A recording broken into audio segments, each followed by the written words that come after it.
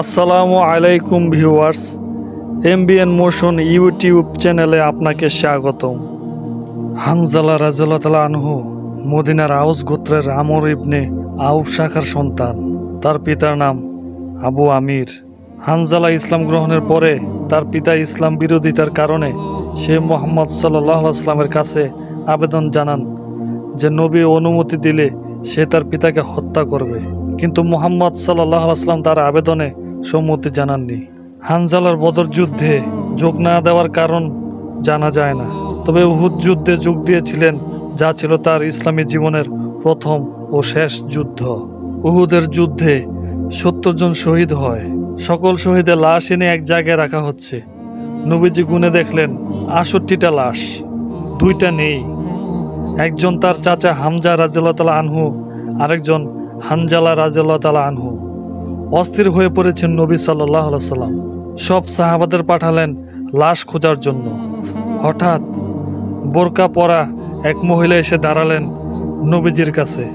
নবীজি তাকে চিনলেন না। মহিলা বললেন, ইয়া রাসূলুল্লাহ, আজকে আপনি একটা বিয়ে পড়িয়েছিলেন, মনে আছে?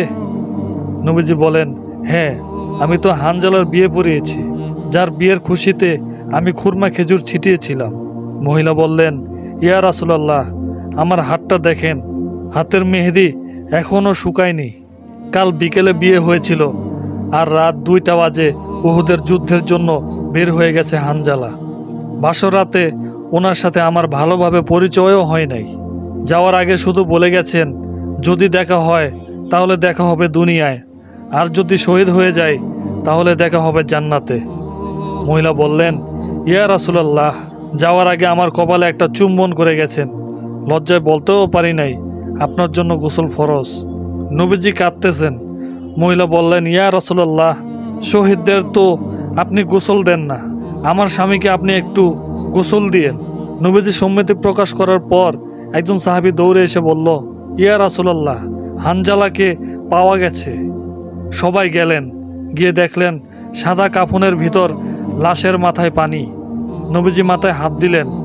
জিব্রাইল আলাইহিস সালাম আসলো, এসে বলল, ইয়া রাসূলুল্লাহ, হানজালার কুরবানিতে আল্লাহ পাক এতটাই খুশি হয়েছেন যে আমার বাহিনীকে আদেশ করলেন তাকে নিয়ে আসতে।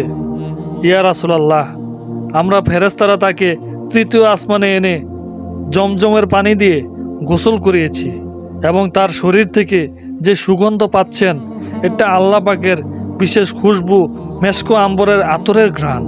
আমরাই ওনাকে কাফনের কাপড় আচ্ছাদিত করেছি। আল্লাহ তার প্রিয় মানুষকে কি পরিমাণ ভালোবাসেন, কি পরিমাণ সম্মানিত করেন, তা আমাদের পক্ষে কল্পনা করাও অসম্ভব। পরিশেষে বলতে চাই, হে আল্লাহ, আপনি আমাদেরকে সফল মানুষদের পথের পথিক হওয়ার তৌফিক দান করুন, আমিন। আজকের সংক্ষিপ্ত আলোচনা এ পর্যন্তই। ভিডিওটি কেমন হলো কমেন্ট করে জানাবেন।